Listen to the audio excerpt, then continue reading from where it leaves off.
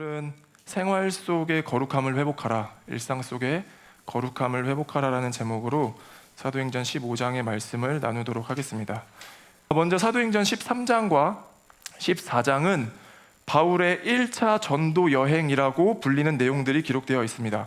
바울과 바나바가 어디 도시를 갔다, 어디 도시를 가서 복음을 전하고 어디 회당에 들어가서 이렇게 복음을 전했다라고 하는 역사적 기록들이 쭉 등장을 합니다. 그리고 오늘 15장의 내용이 예루살렘 공의회라고 불리는 15장의 내용이 있고, 또 16장부터 2차 전도 여행이라고 하는 그 선교 사역의 내용들이 쭉 기록이 또 되어집니다.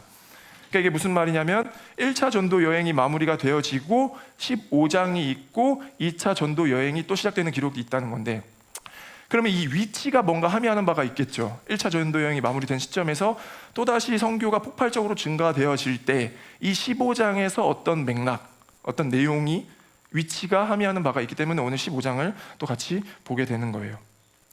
먼저 15장 1절 우리 같이 한번 보도록 하겠습니다. 우리가 다 읽지 못했기 때문에 한 절 한 절 제가 보면서 좀 설명을 드리도록 할게요. 1절입니다. 몇몇 사람이 유대에서 내려와 이렇게 신도들을 가르쳤다. 여러분이 모세의 관례대로 할례를 받지 않으면 구원을 얻을 수 없습니다. 1절에서 지금 15장의 사건의 배경을 설명하고 있는데, 우리가 앞에서 들었듯이 보았듯이 사도행전 10장이 매우 중요하고 의미 있는 장이라고 했었습니다. 그 이유가 뭐였었죠? 매우 사도행전 10장이 중요하다라고 했었던 의미, 최초로 이방인에게 복음이 전해지고 성령을 받게 되고 세례를 받고 하나님의 자녀가 되어지는 최초의 사건, 사도행전 10장이 그래서 중요한 건데, 아마도 사도행전 10장 이후에는 모르긴 몰라도 집단적인 회심 사건이 일어났을지도 모르겠어요. 그러니까 회심이라고 하는 게 뭐라고 했죠? 어떤 뉘우침, 반성을 넘어서서 내가 인지하고 있었던 나의 세계관이 완전히 뒤바뀌어지는, 그렇죠? 내가 바라보고 있던 시선에서부터 하나님의 시선으로 완전히 뒤바뀌어지는 것이 근본적인 회개라고 했는데, 그동안 내가 믿고 봐왔던, 경험했던 것들은 그냥 유대인에게만 복음이 전해지는, 할례는 당연히 받아야 되는, 음식법과 정결법, 제의법을 지켜야 되는 것이 스탠다드였는데, 사도행전 10장 이후로 그렇지 않은 거죠. 그러면 완전히 자신의 인식이 뒤바뀌면서, 경험이 무너지면서 집단적 회심이 일어났을 수 있겠다라는 생각이 든다는 거예요. 이처럼 이방인에게 최초로 복음이 전해지는, 성령 임하고 하나님의 자녀가 되는 권세를 얻게 되는 그 사건이 매우 중요한 사건이라는 거죠. 이 사고의 확장, 이 사건이 있은 후에 사고의 확장과 흐름을 타고 마침내 바울과 바나바가 전도 여행을 떠나기 시작한 거예요. 13장 2절 보겠습니다. 13장 2절. 그들이 주님께 예배하며 금식하고 있을 때에 성령이 그들에게 말씀하셨다. 너희는 나를 위해서 바나바와 사울을 따로 세워라. 내가 그들에게 맡기려 하는 일이 있다. 오늘 15장을 보고 있는 거고, 이거는 13장의 2절인데 말씀드렸다시피 전도 여행을 떠나기 전에, 그러니까 성령께서 바울과 바나바를 따로 세워라. 내가 그들에게 맡길 일이 있다. 그러니까 바울과 바나바가 여러 지역을 돌아다니면서 복음을 전하고 교회를 세우고 주의 자녀를 삼는 일들을 하는데, 그때 공통적으로 나타나는 문장이 똑같이 반복돼요. 뭐예요? 성령이 가라고 보내심으로. 그러니까 이건 가는 것뿐만 아니라 사도행전이 성령행전이라고 불려지는 이유도 뭐냐면, 성령의 이끄심을 따라 모든 일이 벌어지고 있는 거예요. 성령이 바울과 바나바를 따로 세워라, 성령이 어디 지역으로 가라, 성령이 이렇게 하여라, 성령의 이끄심으로 지금 모든 일들이 벌어지고 있다는 것을 우리가 한 번 더 주의 깊게 살펴볼 수 있게 됩니다. 근데 15장 1절에서 말씀처럼, 15장 1절의 말씀처럼 몇몇 사람들이요 유대에서 내려와가지고 이렇게 자기 신도들을 가르쳤다라고 하는 거예요. 15장에서 여러분의 모세의 관례대로 할례를 받지 않으면 구원을 얻을 수 없습니다. 그러니까 이미 이 말씀이 얼마나 성경적이지 않은가를 우리가 좀 유추해 볼 수 있게 되는 게 뭐예요? 누구의 관례대로? 모세의 관례대로. 모세의 관례대로. 그러니까 유대인들은 어쩔 때 보면요, 하나님보다 모세가 더 위에 있는 모습들을 보게도 되는 거예요. 물론 그렇다라고 고백하진 않지만, 은연중에 여기에서 우리가 캐치할 수 있게 되는 게 뭐냐면, 모세의 관례대로, 모세가 시키는 대로, 모세가 사라고 했던 대로 하나님보다 모세를 더 위에 두는 어떤 모습들을 보면서 유대인들은 그런 율법 안에 갇혀져 있는 모습들을 보게 되는 거죠. 아무튼 유대에서 사람들이 지금 내려와서 당신들도 우리와 같이 지금 할례를 받지 않으면 안 됩니다라고 가르치고 있다는 거예요. 한번 봅시다. 그럼 10장에서 고넬료 사건, 그러니까 이방인에게 복음이 전해지고 할례를 받지 않아도 주의 자녀가 되었던 그 사건으로부터 11, 12, 13, 14장을 거쳐 15장으로 온 거죠. 그러니까 우리는 한 장 한 장을 건너다 보면 이 시간적 사이를 정확히 모르기 때문에 그냥 그랬나? 그때 당시에 뭐 아직 그럴 수도 있는 거 아닌가라고 넘어가질 수도 있는데, 그렇죠? 근데 이 성경의 시간으로 보면 사도행전 10장이 벌어지고 나서 지금 15장이 있기까지 약 10년 사이의 시간이 가운데 있습니다. 1차 전도 여행을 포함한 사도행전 10장부터 15장까지의 사이의 시간이 약 한 10년 정도가 벌어지는 건데, 그러면은 이건 또 더 말도 안 되게 느껴질 수 있는 거예요. 왜냐하면 그 사이에 10년 동안 얼마나 많은 이방인들이 복음을 받아들였겠어요.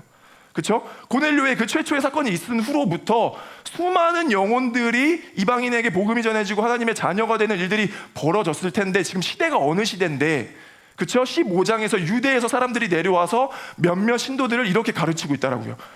할례를 받지 않으면 구원을 얻을 수 없습니다. 2절 볼까요? 2절. 그래서 바울과 바나바 두 사람과 그들 사이에 적지 않은 충돌과 논쟁이 벌어졌다. 드디어 안디옥 교회는 이 문제로 바울과 바나바와 신도들 가운데 몇 사람을 예루살렘으로 올라가게 해서 사도들과 장로들을 찾아보게 하였다. 바울과 바나바가 아마 화가 잔뜩 났을 것 같아요. 정말 뭐 속된 말로 하면 빡치지 않았을까요? 이게 뭐냐면 이미 성경적으로 틀린 것을 가르치고 있는 것도 화가 나 죽겠는데, 누군지도 모르는 사람이 와가지고 자기 성도들을 이렇게 해라라고 가르치고 있다는 거예요. 예를 들면 제가 여러분들한테 이렇게 해도 돼, 이렇게 해도 됩니다라고 다 가르쳐 놨는데, 옆에 어떤 목사님, 내가 알지도 못하는 목사님이 와가지고 그렇게 하면 안 돼, 그러면서 나보다 더 나이가 많다느니 혹은 더 큰 교회에 목회를 하고 있다더니 어떤 알지도 못하는 목사님이 와서 가르칠 때, 근데 듣고 보니까 그게 또 신학적으로 맞지도 않아. 그러면 제가 어떡하겠어요? 화가 나겠죠. 마치 지금 그런 상황이 될 수 있다라는 거예요. 알지도 못하는 사람들이 유대에서부터 내려와가지고 지금 신도들을 이렇게 가르치고 있다라는 거예요. 이번 2장 2절 읽었던 하반절이에요. 드디어 안디옥 교회는 이 문제로 바울과 바나바와 신도들 가운데 몇 사람을 예루살렘으로 올라가게 해서 사도들과 장로들을 찾아보게 하였다. 그러니까 드디어라는 표현으로 보아서 아마도 이런 문제가 계속 반복적으로 있었을 것 같다라는 예측을 해보게 됩니다. 그렇죠? 드디어라는 말을 통해서 우리는 이 문제가 계속 반복적으로 있었구나라는 것을 유추할 수 있게 되고, 바나바와 바울이 굉장히 지혜롭게 이 문제를 해결해 나가는 모습을 볼 수 있게 됩니다. 어떤 그런 빡침과 분노를 감정적으로 표출해서 너 누구야? 라고 이렇게 싸우는 게 아니라 충분히, 그쵸? 컨트롤하여서 지혜롭게 이 문제를 어떻게 해결할까? 그리고 이 문제를 해결해야만 앞으로 전도 여행을 더 폭발적으로 우리가 감당할 수 있겠다라는 판단을 했었던 것 같아요. 그래서 어떻게 합니까? 예루살렘으로 올라가서 사도와 장로들을 만나게 하였다라고 하는 거죠. 그게 뭐냐면 감정적으로 이 사람과 싸워서 뭐 해결될 문제가 아니라, 이게 어떻게 이 문제를 다루는 것이 옳은가, 공식적인 뭔가의 문제를 해결하자라는 취지로 예루살렘 초대 교회로, 첫 교회로 지금 사람들을 보내고 있다는 거예요. 4절. 예루살렘에 이르러서 그들은 교회와 사도들과 장로들에게 환영을 받고 하나님께서 그들과 함께 행하신 일들을 모두 보고하였다. 그런데 바리새파에 속하였다가 신도가 된 사람 몇이 일어나서 이방 사람들에게도 할례를 행하고 모세의 율법을 지키도록 명하여야 합니다 하고 말하였다. 사도들과 장로들이 이 문제를 다루려고 모였다. 그러니까 이러한 배경들, 이 배경이 이해가 되시죠? 어느 정도? 이러한 배경들로 인해서 기독교의 최초의 회의라고, 공식적인 회의라고 불리는 공의회가 열리게 됩니다. 그러니까 교회, 성경적으로 기독교 역사에서 공식적으로 어떤 것을 논의해서 결정하게 된 최초의 공의회라는 게 이 15장에 있는 예루살렘 공의회라는 거예요. 그 이후부터 어떤 문화가, 이게 역사적으로 의미가 있는 게 어떤 문화가 생기냐면, 보통 이런 거예요. 뭐냐면 성경을 우리가 전체적으로 맥락적으로 다 파악을 하다 보면 유추할 수 있는 신학적 교리 내용들이 있게 되거든요. 근데 그것이 성경에는 문자적으로 딱 이렇게 해라라고 기록되어 있지 않기 때문에 결정하지 못했던 것들도 있어요. 그럼 어떻게 되냐면 그때 당시에 사도들, 교부들이 모여가지고 기독교의 공식적인 입장, 교리는 이걸로 결정합시다라고 회의를 하게 돼요. 그게 오늘 15장이죠. 그러니까 이방인들에게 할례를 하지 않아도 됩니다라고는 없어요. 근데 맥락을 다 고려하다 보면 그렇게 해도 된다는 거 우리는 다 알 수 있죠. 근데 이거를 공식적인 교회 입장으로 결정하기 위해서 공의회라고 하는 걸 거치게 되는데, 최초의 공의회가 이 예루살렘 공의회이고, 이때부터 이 문화가 생겨서 역사적으로 공의회를 하기 시작하는 거예요. 그때부터 우리의 교리들이 기독교 안에 공식적인 입장으로 만들어지게 되는 거죠. 그러니까 이게 되게 역사적으로도 이미 너무 의미가 있는 15장의 기록들인데, 이 회의의 그래서 결론이 어떻게 나느냐, 더 이상 이방인들에게 할례를 강요하지 맙시다 라고 결론을 내게 됩니다. 13절, 바나바와 바울이 말을 마친 뒤에 야고보가 대답하였다. 형제 여러분, 내 말을 들어보십시오. 19절, 그러므로 내 판단으로는 하나님께로 돌아오는 이방 사람들을 괴롭히지 말고, 20절, 다만 그들에게 편지를 보내서 우상에게 바친 더러운 음식과 음행과 목매어 죽인 것과 피를 멀리하라고 하는 것이 좋겠습니다. 그러니까 당시 예루살렘 교회에 가장 영향력 있던 인물 중에 한 사람인 야고보가 상황을 지금 정리하는 거예요. 서로의 변증들이 서로 논쟁들이 왔다 갔다 하다가 이제 마무리를 하는 시점에서 야고보가 얘기를 하는 거죠. 더 이상 이방인들에게 할례를 강요하지 맙시다. 할례와 율법은 이미 옛것입니다. 예수 그리스도의 은혜로만 우리가 구원에 이를 수 있는 것이지, 할례와 율법은 의무는 아닙니다. 어떤 영향도 줄 수 없습니다라고 이방인에게 강요하지 말자라는 것을 공식적인 의견으로 채택을 하게 되는 거죠. 이 결정이 역사적으로 봤을 때 얼마나 의미 있는 역사가, 매우 의미 있다라고 보여지는 게 뭐냐면, 당시 유대교에서 기독교로 이렇게 개종되어지는, 변화되어지는 그 시점에 만약 이 회의에서 이방인들에게도 당연히 의무적으로 할례를 행해야 됩니다라고 결정을 했다면, 아마도 기독교는 이렇게 폭발적으로 증가하지 못했을 가능성이 큽니다. 왜냐하면 이방인들에게 할례를 의무적으로 여전히 강요했다면 그때 당시에 기독교로 개종하는 인구가 훨씬 더 줄어들었을 거다라는 예측인 거죠. 더 폭발적인 성장을 하지 못했을 거다라고 하는 거예요. 그런데 예루살렘 교회가 지혜롭게 할례를 하지 않아도 됩니다, 그건 비본질입니다라고 지혜롭게 결정을 함으로 인해서 우리에게도 마침내 복음이 지금까지 이렇게 올 수 있게 되었다라는 거죠. 이때 예루살렘 교회에서 회의에서 앞으로 이방인들에게 할례를 강요하지 않아도 된다라는 공식적인 결정을 하게 된 이후에, 그 이후에 이제 몇 가지의 조항들, 단서들을 덧붙이게 됩니다. 28절, 29절 볼까요? 우리 한번 같이 읽어주면 고맙겠습니다. 28절 읽겠습니다. 시작.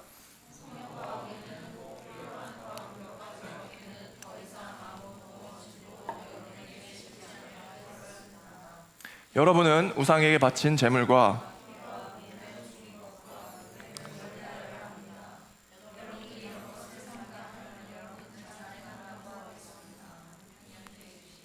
아멘. 자, 정리 한 번만 해볼게요. 뭐냐면 바울과 바나바가 1차 전도 여행을 마친 시점이에요. 이미 많은 이방인들이 구원에 이르게 되었고 할례를 받지 않아도 주님의 자녀가 된다라는 사건들이 많이 있었습니다. 그런데 유대에서 몇몇 사람들이 지금 내려와서 할례를 받아야 된다라고 지금 잘못 가르치고 있어요. 그래서 바울과 바나바가 화가 납니다. 그렇죠? 그래서 예루살렘을 찾아가요. 공식적인 입장을 한번 결정해 봅시다라고 논쟁을 합니다. 그래서 쭉 변론이 있은 후에 마지막으로 결정된 논의가 뭐예요? 할례는 앞으로 강요하지 맙시다가 이게 오늘 지금 줄거리죠. 그런데 재미있는 것이 뭐냐면, 앞으로 할례는 강요하지 맙시다, 강요하지 않아도 됩니다 라고 하고서 4가지의 내용을 철저하게 지켜달라고 다른 4가지를 강조해요. 그 4가지가 무엇이냐? 음행하지 말 것, 우상에게 바쳐진 음식을 먹지 말 것, 목매어 죽은 고기를 먹지 말 것, 고기를 날 것을 핏째 먹지 말 것. 이 4가지를 지켜달라고 꼭 당부를 하는데, 그 중에 3가지가 음식과 관련된 내용입니다. 우상에게 바쳐진 음식을 먹지 말라, 목매어 죽은 고기를 먹지 말라, 고기를 핏째 먹지 말라. 앞으로 할례는 괜찮아, 앞에는 할례 괜찮습니다라고 결정을 해놓고 이 4가지를 준수하면서, 이 4가지를 여러분들의 삶 속에서 잘 지켜가면서 구별된 하나님의 자녀로서 살아가게 주세요라고 당부하는데, 그 4가지 중에 3가지가 음식과 관련된 내용이라고요. 왜 3가지가 음식과 관련된 내용이었을까? 이건 무슨 의미였을까? 제 생각엔 이래요. 먹는다는 것은 우리 생활에서 아주 기초적이고 반복적인 행위입니다. 먹지 않으면 살 수가 없게 되는 거죠. 그러니까 먹는다는 것은 우리에게 꼭 필요하고 우리 삶의 아주 원초적인, 아주 기본이 되는 행위인데 꼭 지켜주길 당부하는 4가지 중에 3가지가 음식과 먹는 것과 연관이 되어 있다는 것은 우리 생활에서, 우리가 살아가는 아주 보편적인 그 일상적인 생활에서 하나님의 자녀됨을 드러내달라는 이야기인 것 같습니다. 이 4가지를 꼭 지켜주길 당부하면서도 3가지가 음식과 관련되어 있다고 하는 것은 우리가 살아가는 이 생활에서 아주 기초적인 것에서 하나님의 자녀가 됨을 드러내주길 당부하는 목소리가 같다는 거죠. 로마서 14장으로 가볼게요. 로마서 14장입니다. 14절. 내가 주 예수 안에 있는 사람으로서 확신하기로는 그 자체로 부정한 음식은 하나도 없습니다. 어떤 음식이 부정하다고 믿는 사람이 있다면 그 사람에게는 그 음식이 부정한 것입니다. 음식 문제로 여러분의 형제가 상처를 받았다면 여러분은 사랑으로 행동한 것이 아닙니다. 그리스도께서 대신해서 죽으신 그 형제를 음식 문제로 망하게 하지 마십시오. 그러므로 여러분이 옳다고 생각해서 하는 것이 오히려 비난의 대상이 되지 않게 하십시오. 이 말씀에 아마 맥락의 대상을 두고 했을 때 그 대상은 믿음이 연약한 사람들이나 아직 믿음이 이렇게 없는 사람들, 신앙생활을 해보지 않은 사람들을 대상으로 하는 말 같습니다. 15절 하반절에 보면 그리스도께서 대신해서 죽으신 그 형제를, 그러니까 초신자라고 해서 교회를 처음 온 사람들이라고 해서, 아니 그냥 교회도 다니지 않는 사람들이라고 해서 그냥 무가치하고 우리에게 불필요한 사람이 아니라 그 사람들이 어떤 사람들이라고요? 여러분들을 위해서 대신 죽으신 예수님처럼 그 형제를 위해서 대신 죽으신 그 예수님이라고요. 그러니까 우리 안에 주 안에 형제 자매다라는 것을 더 강조하고 있는 거죠. 그 사람들을 별 볼 일 없는 존재로 바라볼 것이 아니라, 초신자라고 해서 그냥 대충 우리가 얼렁뚱땅 넘어가도 된다라고 하는 것이 아니라 그 사람을 위해서 대신 죽으신 그 예수 그리스도를 기억하면 얼마나 존귀하고 얼마나 가치 있고 소중한 존재인지를 알 수 있다라는 것을 전제로 하면서 동시에 그 사람이 실족하지 않을 수 있도록 지혜로울 필요가 있다라고 얘기한다고요. 이해되십니까? 우리에게 영향력 있는 존재들에게 우리 앞에서 이렇게 긴장하는 게 아니라 누구에게, 그 사람을 위해서 죽으신 그 예수님의 자녀, 형제, 자매, 그 사람을 위해서 우리가 지혜로워야 될 필요가 있는데 뭐라고요? 음식 문제로 넘어지지 않게 합시다. 이게 넘어진다라는 게 뭐예요? 예수님과로부터 실족되어서 그 구원의 은혜로부터 멀어지게 되어지는, 그러니까 본질이 아니라 비본질로부터 강요됨으로 결국 예수 그리스도를 못 보게 되어지는 그 문제가 발생하지 않을 수 있도록 주의합시다라고 지금 얘기를 하고 있다라는 거죠. 믿음이 연약한 사람들은요, 믿는 사람에게 가장 영향을 많이 받게 되어 있습니다. 그러니까 예배 때 어떤 말씀을 듣고 찬양을 했느냐 물론 중요하지만 그것보다 더 영향을 많이 받게 되는 게 뭐냐면 믿는 사람들의 자세와 태도와 예배의 자세, 그 사람들의 삶의 이야기다라는 거죠. 교회를 처음 오는 사람들이 이 교회에 정착해야겠어라고 결정하게 되는 근거가 뭐예요? 뭐 공간의 멋짐, 예배의 분위기, 그렇죠? 목사님의 선포되는 말씀 다 영향을 주겠지만 근본적으로 이 공동체와 함께하고 싶다라는 신뢰, 이 사람들이 나에게 안전한 사람들이야, 이 사람들이 되게 매력적이야, 이 사람들은 진짜 하나님을 믿는 사람들 같다라고 하는 사람의 영향을 가장 많이 받게 된다라는 거죠. 여러분들은 신앙이 아직 자라지 않았을 때, 처음 교회를 다녔을 때 한번 생각해 보자고요. 그때 당시에 여러분들에게 영향을 주었던 것이, 그렇죠? 어떤 예배의 말씀, 뭐 어떤 찬양, 뭐 그런 내용들일 수도 있겠지만 생각해 보면 그때 당시에 믿음 생활을 같이 했던 어떤 형 누나들, 선배들이었던 거예요. 그 형 누나들은 그냥 교회에서 주구장창 살면서 밤새 그냥 교회 봉사하고 섬기고 하는 모습들 보면서, 아니 저 형은 저 힘이 어디서 나오지? 그렇지 않나요? 그냥 술 취한 듯이 노는데, 그냥 보면은 진짜 그냥 정신 놓고 술 취한 듯이 노는데 술은 입에도 절대 되지 않는 그런 형 누나들. 교회를 위해서, 그러니까 교회의 봉사라는 말은 아니에요. 그냥 하나님을 사랑하니 교회에서 정말 열심히 섬기며, 아, 저 형 보니까 뭔가 다른 것 같아 라고 느꼈던 그 영향이 더 우리에게 컸던 거지. 그렇지 않나요? 어떤 예배에 선포되어지는 말씀, 제가 뭐 아니다라는 건 아니지만 믿지 않는 초신자들에게는 그런 것이 더 영향을 줄 수 있다라는 거예요. 저는 우리도 마찬가지라고 보거든요. 뭐냐면 우리 지금 뭐 19살, 20살 새내기들, 이제 막 한 주 대학 생활하고 온 친구들 있죠? 단톡방에 다 들어와 있어요. 대답을 안 할 뿐이지 다 있어요. 그럼 우리가 하는 말들 다 보고 있다라고요. 그럼 우리가 하는 말들을 보면서 좀 이상하게 느끼지 않을까? 아니 학교 갔더니 형 누나들 선배들은 맨날 술이나 먹자라고 부르고 밤에 게임하자고 부르고 헌팅하자고 부르는데, 아니 이 사람들은 모여가지고 맨날 기도하자 그러고 큐티하자 그러고, 그러니까 좀 이상하게 안 느낄까? 좋은 의미로 이상한 거잖아요. 세상에 보는 형 누나들은, 그쵸? 그냥 소비적인 삶, 뭐 다 그냥 내가 비난하는 건 아니지만 다른 거예요. 우리 교회의 형 누나들을 보니까 뭔가 몰라도 좀 거룩하게 살고 싶은 마음이 들게끔 산다는 거죠. 서로 사랑하고 서로 고백하고 격려하고 괜찮아 응원해주고, 그러니까 그런 것들이 사람들에게 더 많은 영향을 주더라는 거예요. 처음에는. 그러니까 그런 것처럼 로마서의 말씀도 그렇고 지금 우리가 봐왔던 말씀도 그렇고 비본질을 강요하여서 그 사람이 실족되지 않게 지혜롭길 이야기하는 게 지금 이 본문의 메시지인 거죠. 그러니까 최초의 기독교 공의회였던 예루살렘 교회가 결정한 내용은 앞으로 할례를 받지 않아도 됩니다가 아니라 어쩌면 더 본질적이었던 것 같아요. 여러분이 살아가는 하루하루의 일상 속에서 하나님의 자녀다움을 잃지 마십시오. 단순히 할례를 하지 않아도 됩니다라는 공식적 이런 내용이 아니라 우리가 살아가는 더 기초적인 삶에서 하나님을 드러내야 됩니다. 하나님의 자녀다움을 잃지 않아야 됩니다라는 메시지가 아닐까라는 생각을 해보게 된다는 거죠. 우리가 살아가는 삶에서 가장 기초적이고 반복적인 행위는 뭘까요? 2000년 전 당시에 먹는 문제가 그 사람이 어떤 세계관을 소유했는가를 보여줄 수 있었던 지표라면, 오늘날 그리스도인들이, 현대 그리스도인들이 비그리스도인들과 다른 세계관을 가졌어, 다른 가치관을 가졌어 라고 보여줄 수 있는 그 지표는 뭐가 될 수 있겠냐라고요. 저는 우리가 소유하고 있는 시간과 물질을 어떻게 소비하고 있는가라고 생각을 해보게 됩니다. 이것만큼 명확하게 구분이 되는 것이 없는 거죠. 그러니까 여러분도 어느 정도는 동의할 수 있을 것 같아요. 어떤 사람을 봤을 때 그 사람이 소비하는 시간, 무엇을 하나, 소비하는 물질, 그 돈을 어떻게 쓰나라는 것을 보게 되면 그 사람이 소유하고 있는 가치관이 뭐겠구나라는 것을 우리는 짐작할 수 있게 됩니다. 예를 들어볼까요? 한 캐릭터가 어느 누군가가 뭐 오후 한 3시, 4시쯤에 부시시한 모습으로 방에서 일어나요. 잠에서 깹니다. 그리고 일어나자마자 핸드폰을 켜죠.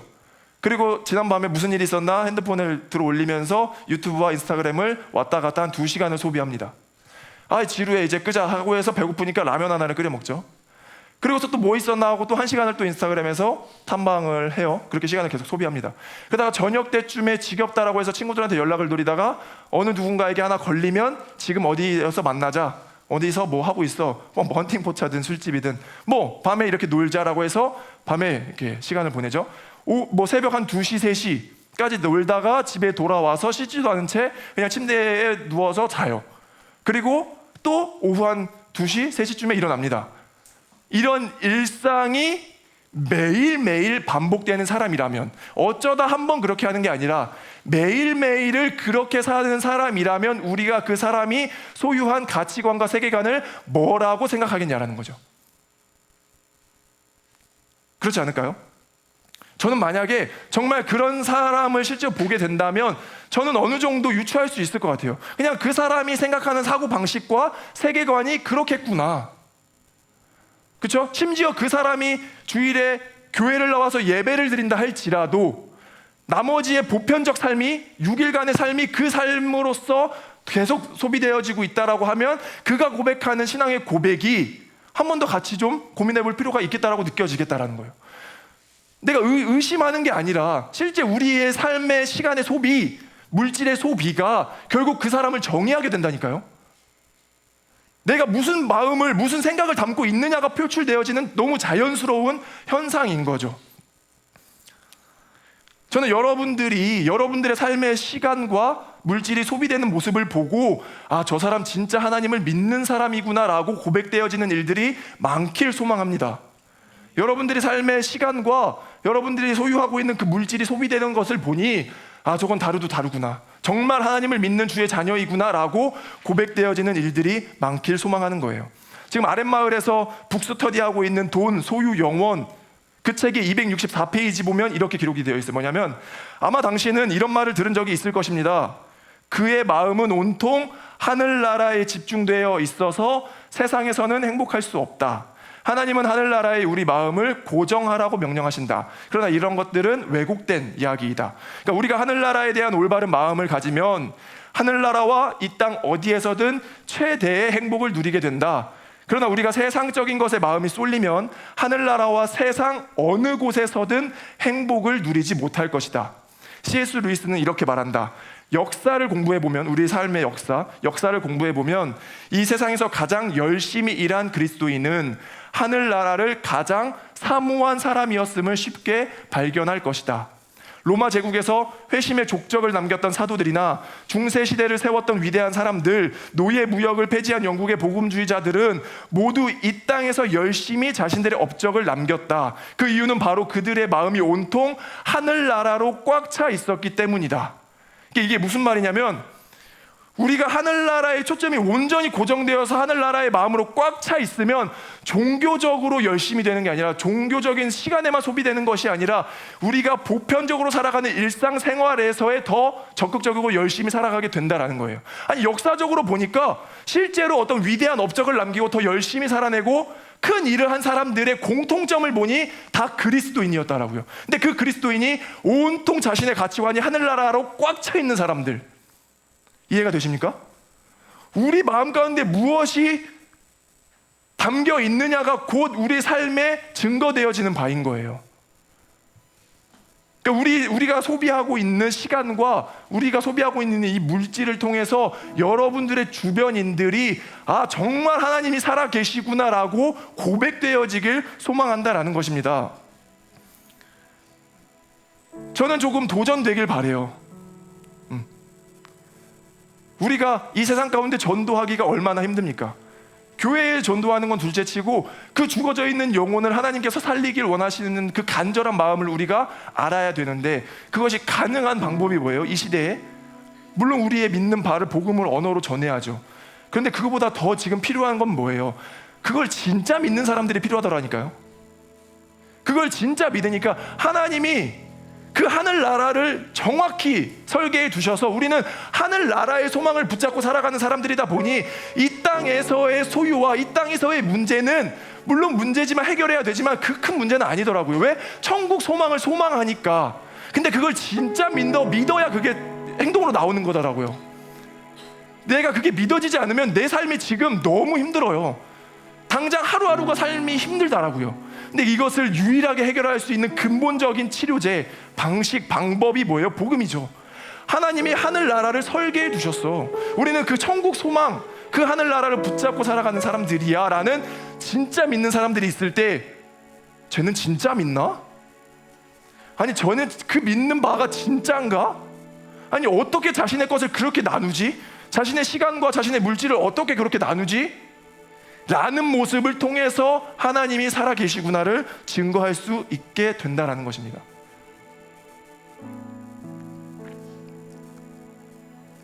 말씀을 마무리할게요. 5절 말씀입니다. 그런데 바리새파에 속하였다가 신도가 된 사람 몇이 일어나서 이방 사람들에게도 할례를 행하고 모세의 율법을 지키도록 명하여야 합니다 하고 말하였다. 지금 이 5절 말씀 띄어놔 주실래요? 신도가 된 사람 몇이 일어나서, 이 사람들은 누굴까요? 바리새파에 속하였다가 신도가 된 몇 사람이 일어나서, 이 신도라고 했을 때 유대교 사람들을 말할까? 기독교인들을 말할까? 누구 같아요? 유대교? 헷갈려요? 바리새파에 속하였다가 이제 신도가 된 사람, 다시 기독교로 개종한 사람들을 이야기하는 거죠. 유대교 바리새파에 속하였다가 신도가 된 사람 몇이 일어나서 이방 사람들에게도 할례를 행해야 됩니다. 율법을 지켜야 됩니다. 여전히 옛것의 인식이 전환이 되지 않아 있는 상태인 거예요. 우리는 그냥 은혜로만, 그 예수 그리스도가 이미 돌아가신 은혜로만 구원에 이를 수 있게 되는데, 이 신도가 된 사람들은 여전히 개종은 했을지 모르겠으나 자신의 옛 가치관과 옛 생각이 아직도 할례를 받아야 된다, 그래야 구원에 이를 수 있다고 가르치고 있다라고 하는 거죠. 우리는 새 포도주거든요. 마가복음 말씀 한번 볼까요? 마가복음 말씀 2장 22절인데 또 새 포도주를 낡은 가죽 부대에 담는 사람은 없다. 그렇게 하면 포도주가 가죽 부대를 터뜨려서 포도주도 가죽 부대도 다 버리게 된다. 새 포도주는 새 가죽 부대에 담아야 한다. 이게 무슨 의미냐면 그 전절 띄워주시면 바리새파였던 사람이 그쵸? 새 포도주가 새 부대에 담겨야 되는데 여전히 옛 부대에 담겨 있으면 그것이 안 되는 거예요. 우리가 지금 말씀 가운데 하나님 새 사람이 되어서 하나님의 자녀로서 이 세상 가운데 살고 싶습니다라고 선포하길 원한다면, 고백하길 원한다면 그 근본 뒷단에 우리는 뭐가 돼야 되냐면 새 부대에 담을 수 있어야 돼요. 그러니까 옛 사고, 이 세속적인 사고에 우리의 가치관을 다시 담는 게 아니라, 그렇죠? 하나님의 가치관, 성경적인 가치관 안에 새 술이 되겠다라고 하는 고백이 덮어져야 이것이 완벽해지는, 완전해지는 거지. 여전히 우리의 열정은 하나님 그렇게 살아보고 싶습니다라고 하지만 세속적 가치관, 옛 포도주에 담아내면은 의미가 없다라고요. 이해가 되십니까? 전 여러분들이 새 부대에 담긴 새 술이 되어지길 간절히 소망합니다. 아멘. 새 부대에 담긴 새 술, 옛 부대를 찾지 마시고요, 우리에게 완전한 것을 소유하게 허락하신 성경적 가치관, 우리가 이 땅 가운데 어떻게 살아야 하는가에 대한 진리, 우리가 물질을 다루는 물질관, 관계를 맺는 인간관, 결혼관, 자녀관, 교육관, 모든 우리의 세계관을 성경 안에서, 진리 안에서 찾는 거죠. 새 부대에 담는 거라고요. 그럴 때 우리의 삶을 하나님께서 사용하시고 우리를 통해 영광 받으시는 줄 믿습니다. 아멘. 그런 믿음과 그런 소망을 가지고 살아가는 한 주 되어지길 간절히 소망합니다.